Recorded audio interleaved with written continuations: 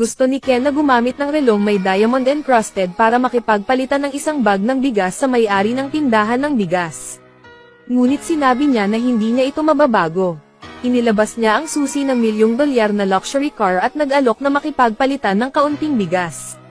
Kahit ayos lang na bigyan siya ng kaunti, napasigaw siya ng malakas. Sabihin mo sa kanya na umalis noon dali. Ito ay inflation na dulot ng global power outages. Sa panahong ito, ang pera ay hindi na mahalaga, ngunit ang pagkain ang naging pinakamakapangyarihang pera. Ang isdang kasing laki ng braso ay maaaring ipagpalit sa isang maliit na mangkok ng kanin. Ang mga mayayaman ay nakatayo sa labas ng pinto na may hawak na mga alahas, ginto at pilak, at mga mink coat. Walang may papalit sa tindahan niya. Ang isang mag-asawa mula sa isang normal na pamilya ay gumagamit lamang ng isang bote ng tubig at 2 bote ng alak. Maaari kang magpalit ng isang bag ng bigas at kahit isang lumang bisikleta dito. Binuhat ng buong pamilya ang lahat ng kanilang mga gamit at nagpatuloy sa pagsulong. Ngunit pagdating pa lang nila sa highway, nakita nila ang isang grupo ng mga tao, na tumatakbo palabas ng lungsod tulad nila. May mga taong sumasakay ng tricycle, ang iba naman ay roller skate o gumagamit ng skateboards. Gayunpaman, maaari lamang piliin ng maraming tao na lumakad pasulong. Dahil pagkatapos ng global power outage, lahat ng electrical system sa sasakyan ay nabigo. Walang paraan upang tumakbo sa kalsada. Nang makita ang iba na nahihirapan ng ganoon, nakaramdam ng sobrang saya si Yoshiyuki. Nasa tabi kasi nila ang kanilang mga anak at asawa, at bawat tao ay may bisikleta rin. Kung ikukumpara, sila na ang pinakakomportableng tao. Gayunpaman, bago ang pandaigdigang pagkawala ng kuryente, ang 4 na miyembro ng pamilyang Suzuki ay bihira pag-usap sa isa't isa. Ang mga lalaki at babae ng pamilyang ito ay hindi naglalaro sa telepono, naglalaro sila ng mga laro. Pagkatapos ng isang abalang araw, umuwi si Yoshiyuki at nanood lang ng TV. Hindi rin niya pinansin ang mga reklamo ng asawa. Alam lang ng mga bata kung paano magdala ng mga digital device at manatili sa kanilang mga silid-tulugan. Ang kanilang pamilya ng 4 ay ganap na hinati ng mga produktong elektroniko. Nagsimula ang turning point sa isang normal na umaga, nagising si Yoshisuke mula sa isang panaginip. Nang matuklasan na nawalan ng kuryente ang buong lungsod, nataranta agad ang kanilang buong pamilya. Anong nangyari sa huli? Nagugutom ang mag-ama at naghihintay ng elevator. Gaya ng inaasahan, napuno ng mga tao ang pinto ng elevator. Pagkababa ng 3 tao, nakarating sila sa tram stop. Muling inihayag ng staff na dahil sa pagkawala ng kuryente, lahat ng tram wala na sa serbisyo. Nahirapan si Yoshizuki na maglakad papunta sa kumpanya, ngunit hindi siya makapagtrabaho gaya ng dati dahil sa pagkawala ng kuryente. Galit na lang ang naipili niyang umuwi. Sa kalagitnaan, hindi na talaga siya makalakad, kaya gumastos siya ng $422 para makabili ng bisikleta. Dahil doon, nakauwi ako bago magdilim. Dahil sa pagkawala ng kuryente, fast food na lang ang kinakain ng kanyang asawa para sa hapunan. Sa ilalim ng madilim na liwanag ng kandila, si Yoshiyuki ay nagtatrabaho pa rin ng masigasig, tila ang kanilang mga pamilya ay hindi sa parehong dalas. Si Mrs. Mitsu, ang kanyang asawa, ay hindi maiwasang magreklamo. Huwag magdala ng trabaho sa bahay sa oras na ito. Sa mga hindi pangkaraniwang oras lamang siya kailangang magdala ng trabaho sa bahay. Sa ikatlong araw ng pagkawala ng kuryente, ang kumpanya ni Yoshiyuki ay nag-anunsyo hindi tiyak na pahinga. Noong una ay nag-aalala si Yoshiyuki sa trabaho. Pero nang makita ko ang dami ng tao sa kalsada, bigla siyang nagkaroon ng premonition na malapit nang mahulog sa kaguluhan ang lungsod. Tulad ng inaasahan, nang pumunta si Mitsu para kumuha ng tubig, natuklasan niyang hindi gumagana ang water pump sa tangke. Ang pag-inom ng tubig upang mapanatili ang buhay ay hindi maaaring pump, at ang mga ATM ay hindi maaaring gamitin. Mangyaring huwag mag-abala. Noong Sabado, nang mawalan ng kuryente, nag-aagawan ang mga tao na bilhin ang lahat ng pagkain sa supermarket. Ang lahat ng mga paaralan ay nag-anunsyo din ng hindi tiyak na mga pista opisyal sa paaralan. Ang tubig at pagkain ay unti-unting naging mahirap, na naging sanhi ng karamihan sa mga tao na mag-isip tungkol sa pagtakas mula sa lungsod. Kasama rin doon ang pamilya Suzuki. Nagpasya si Yoshiyuki na dalhin ang buong pamilya para humingi ng tulong sa kanyanan. Kahit malayo ang lugar na iyon ay rural pa rin ito kaya siguradong may pagkain. Ang buong pamilya ng apat ay nakaupo sa 3 bisikleta. Ang unang destinasyon ay ang 3 bakuran. Patuloy na pumila sa kalsada ang mga refugee. Ang presyo ng mineral water sa tabing daan ay tumaas sa $70 bawat bote. Hindi ko hahayaang kumita kayo ng kahit anong dirty money. Ngunit hindi niya inaasahan na ang tubig sa harap ay tumaas sa $140 bawat bote. Higit pa rito, kung mas malayo ka, mas magiging mahal ito. Sa kabutihang palad, si Mitsu ay isang mahusay na bargainer at natapos na gumastos ng $282 upang mabili ang lahat ng mineral na tubig mula sa may-ari ng stall. Matapos ayusin ang kanilang mga gamit sa bahay ay nagpatuloy sila sa pagsulong. Napakahirap makarating sa airport, ngunit nabatid sa kanila na dahil sa pagkawala ng kurye, hindi sila makaalis. Si Yoshiyuki ay ganap na nawasak, ang kanyang pamilya ay kailangang pumili na magpalipas ng gabi sa isang malapit na hotel. Ngunit nalaman ko na ang bawat tao ay kailangang magbayad ng $282. Nang walang ibang pagpipilian, kailangang bayaran ni Yoshiyuki ang may-ari ng $1,408. Dahil doon, pansamantalang natahimik ang pamilya ng apat. Nagpasya silang magbisikleta papunta sa bahay ng kanilang lolo na 1,300 kilometro ang layo. Dahil ang lugar na iyon ay isang liblib na isla, kaya nitong ibigay ang lahat ng sarili nitong pagkain at tubig. Nagbibisikleta papuntang Kagoshima. Nakita mo na rin ang sitwasyon sa airport, kung saan walang tubig at pagkain mas delikado. Hindi sinasadyang nalaman ni Mitsu mula sa isang dumaan na marahil ay may kuryente ang kalapit na lungsod. Tuwang-tuwa si Yoshiyuki, kaya nagdala siya isang bote ng tubig at 2 bote ng alak. Palitan ng bisikleta at isang supot ng bigas sa may-ari ng tindahan ng bigas. Muling bumiyahe ang pamilya Suzuki. Kung pagod sila, nagpahinga sila sa gilid ng kalsada. Ngunit sa gabi ay bumaba ng husto ang temperatura, at maaari lamang nilang gamitin ang tela na kanilang pinulot bilang kumot. Biglang nagising si Kenji sa isang kaluskos. May nagnanakaw pala ng tubig nila, malakas na hinablat ni Kenji ang troso at hinabol. Hanggang sa nakita niya ang eksena sa harapan niya. Ninakaw pala ni Makoto ang tubig para gawing gatas ang bagong silang na anak. Nang makita iyon, maaari lamang piliin ni Kenji na umalis ng tahimik. Kinabukasan, nagbisikleta ang pamilya sa isang madilim na lagusan. 4 na mapupungay na matandang babae ang nakaupo sa pintuan, nag-aalok ng mga bayad na serbisyo sa paggabay. Hinahamak ni Suzuki ang ganitong uri ng pag-uugali na sinasamantal mga kasawian ng ibang tao. Hindi ba tunnel lang? Diretso ka lang at ayos ka na. Pero pagkapasok nilang 4, nilamon na sila ng dilim, at naapakan pa niyo ang mga bangkay ng hayop. Sinampal sa mukha si Yoshiyuki, at sa wakas ay kinailangan niyang umarkila ng matandang babae na dumidilim ang mata upang tulungan sila sa tunnel. Sa landas ng buhay, may ilang mga bagay na nakatadhana na kailangan. Sa 16 na araw ng pagkawala ng kuryente, pumunta ang pamilya Suzuki sa isang maliit na batis upang magpahinga sandali. Sa puntong ito, nauubusan na sila ng pagkain, kaya napagod si Yoshiyuki at uminom ng tubig para mapawi ang kanyang uhaw. Bigyan mo ako ng tubig. Ang bote ng tubig sa kamay ni tatay ang huli. Bakit hindi mo sabihin? Nasabi ko na. Sabi ni tatay, sabay kaming humanap ng tubig. Tumingin si Yoshiyuki sa malinaw na batis, sumandok ng isang dakot at simulang uminom. Nag-alala si Mitsu na marumi ang spring water kaya hindi niya ito pinainom, ngunit hindi nakinig si Yoshiyuki. Nagpatuloy sila sa pagmamadali sa kanilang daan.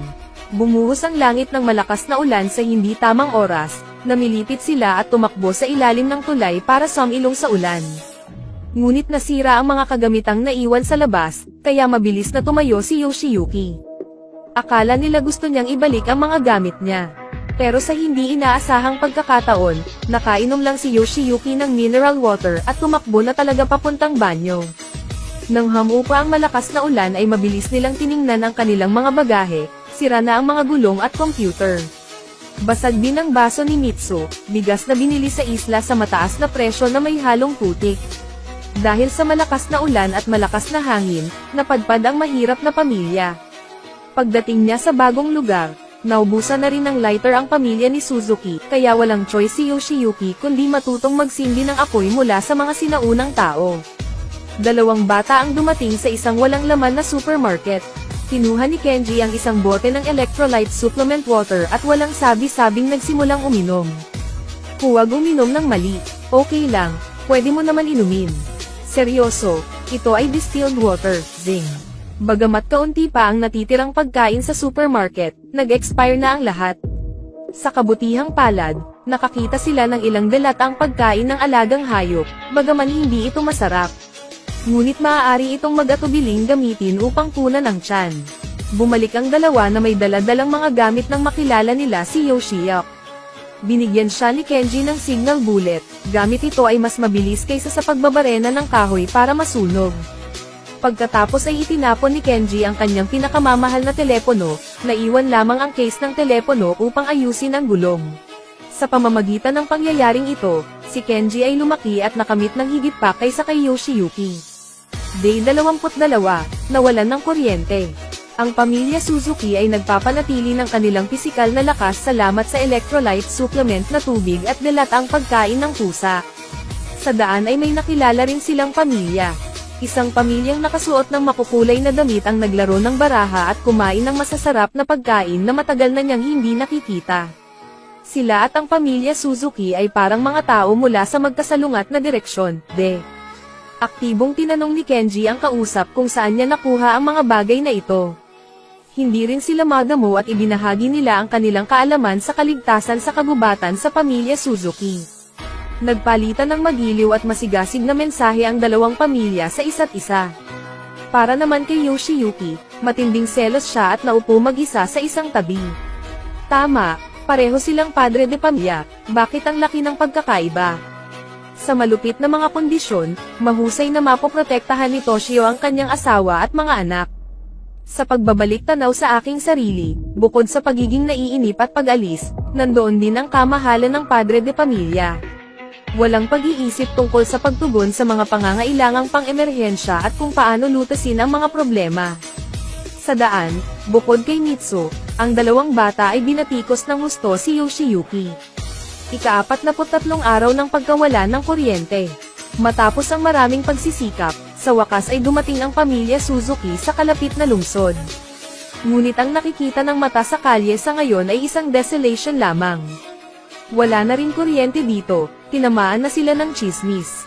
Nawasak ng husto si Yo, sinabi niyang walang talento si Yoshiyuki. Ang unang reaksyon ni Yoshiyuki ay hindi upang malutas ang problema. Ito ay tungkol sa pagkilos ng isang na nagbabanta sa kanyang anak na babae. Dapat ay may hitsura si tatay na dapat taglayin ng isang ama. Si tatay lang ang marunong magbanta, pero mali ang lahat. Nang makitang lumalakas ang pagtatalo ng mag-ama, hindi na nakayanan ni Mitsu. Ito ang unang pagkakataon na magkakilala kayong dalawa ng ganoon ng iyong ama. Ang iyong ama ay maaari lamang maging ganoong tao. Sa pagkakataong ito, malinaw na nakita ni Yoshiyuki ang kanyang tunay na kakayahan at katayuan sa puso ng mga miyembro ng pamilya. Nang hindi nila alam kung saan sila pupunta, isang tunog mula sa malayo ang nakakuha ng atensyon nila. Ito ay lumabas na ang aquarium ay kumuha ng ornamental na isda mula sa tangke at niluto ito para sa mga taong nasa pagkabalisa. Gutom na gutom ang pamilya ni Suzuki at nagmadaling pumila. Pero hirap na hirap silang pumila, at ni isang patak ng sabaw ay wala na. Nakiusap si Mitsu sa kanila na ibenta siya, habang naghahana ilabas ang perang bibilhin. Pero kung tutuusin, mura ang mga gamit ng aquarium. Si Yoshiyuki, na laging gustong iligtas ang mukha, sa wakas ay lumuhad ng may pagpapakumbaba. Mangyaring bigyan ng aking anak ng pagkain. Masakit talaga. Pakiusap ko. Ang mga lalaki ay hindi madaling lumuhad sa harap ng iba. Ang nakaluhod na si Yoshiyuki na ito ay medyo pinawi ang sama ng loob ng kanyang mga anak sa kanya. Ika-67 araw ng pagkawala ng kuryente. Ang kanilang pamilya ng apat ay nahulog sa isang desperadong sitwasyon na nahahati sa dalawang buhay. Ang lahat ay nababanat at hindi matitinag, gumagala ng walang patutunguhan. Hindi na sila gaanong naiiba sa mga walang tirahan. Nang sila ay nahulog sa kawalan ng pag-asa, isang sinasakang baboy sa di kalayuan ang nakatawag ng kanilang atensyon. Sumugod ang pamilya ni Suzuki, hinabol at tinipon ang baboy. Sa huli ay nahulog pa si Yoshiki kasama ang alagang baboy. Sa kabutihang palad, ang baboy ay namatay, at si Yoshiyuki ay walang dapat ipag-alala. Sa oras na ito, nagsimulang magmukhang ama si Yoshiyuki, itinaya ang kanyang buhay para sa kanyang pamilya. Habang naghahanda sila sa pagproseso ng mga sangkap, biglang dumating ang magsasaka. Baboy pala ng pamilya nila. Alam ng pamilya ni Suzuki na sila ay mali at masusundan lamang si Zennichi pabalik sa bukid. Maaari mo bang inumin ang tubig sa balon na iyon? Siyempre ayos lang. Buti na lang mabait talaga si Zennichi, sabi niya kay Yoshiyuki. Dahil ang pagkawala ng kuryente ay nagresulta sa hindi pagsasara ng bakod ng baboy sa oras. Kaya naman naubos lahat ng baboy. Hinayaan ng matapat na Zennichi na manatili rito ang pamilya Suzuki, na nagbibigay sa kanila ng pagkain at tirahan. Bilang kapalit, kailangan nilang gumawa ng ilang trabaho sa bukid dito. Ang buong pamilya ay lumalamon ng pagkain na matagal nang dumating. Dahil hindi magamit ang refrigerator, ni-marinate ni Zennichi ang baboy para maging maalog. Kinagat ni Yu ang pagkain at napaiyak. Bakit ka umiiyak? Hindi ko rin alam. Pagkatapos kumain at uminom, sinimulan nila ang kanilang araw ng trabaho, ang unang pagkatay ng baboy. Sa unang pagkakataong nasaksihan ito ni Yoshiyuki, muntik na siyang masuka. Ngunit napakabilis nilang umangkop, pinuputol ang isang malaki at matabang baboy sa loob lamang ng ilang minuto. Busy buong araw. Dahil sa mahigit isang buwang pagkawala ng kuryente, ito ang unang pagkakataon na naligo sila ng mainit. Binigyan din sila ni Zennichi ng 4 na bagong pajama. Noong gabing iyon, nakatulog sila ng napakalalim. Sa kanilang mga araw sa bukid ng baboy, ang pamilya Suzuki ay nagkaroon ng maraming iba't ibang mga karanasan. Pumutol ng kahoy na panggatok, magdala ng tubig, manghuli ng baboy para magluto ng bigas. Para silang mga mangingisda na hindi sinasadyang nawala sa isang fairyland. Dahil sa kanilang presensya, nagkaroon din ng mas maraming tawanan at daldalan ang bukid. Kung hindi mo iniisip na ang mga tao ay maaaring magpatuloy na manirahan dito, mangyaring pag-isipang mabuti. Naunawaan ni Yoshiyuki ang mga alalahanin ni Mitsuo sa oras na ito. Bagamat inanyayahan kami ni Mr. Zennichi na manatili. Pero mag-aalala ka sa tatay mo, di ba? Punta tayo sa Kagoshima. Pumayag din naman ang mga bata, di ba? Bago umalis, naghanda si Zennichi ng maraming tubig at pagkain para sa kanila. Nagpatuloy sila sa kanilang paglalakad. Sa pagkakataong ito ay hindi tungkol sa paglayas kundi ang pagkikita niya sa kanyang biyenan sa isang liblib na lugar sa kanayunan. Mag-isa lang siyang nakatira sa isla kaya nag-aalala talaga sila. Gayunpaman, nang malapit lang makarating sa isla ay isang aksidente ang nangyari. Biglang bumuhos ang malakas na ulan, sinamahan ni Yoshiyuki at Kenji sina Mitsuo at Yu sa kabilang bahagi ng ilog. Ngunit sa sandaling tumalikod sila, si Yoshiyuki, dahil sa kawalan ng pisikal na lakas, ay tinangay ng mabilis na agos ng tubig ng ilog. Tatay, tatay, tatay.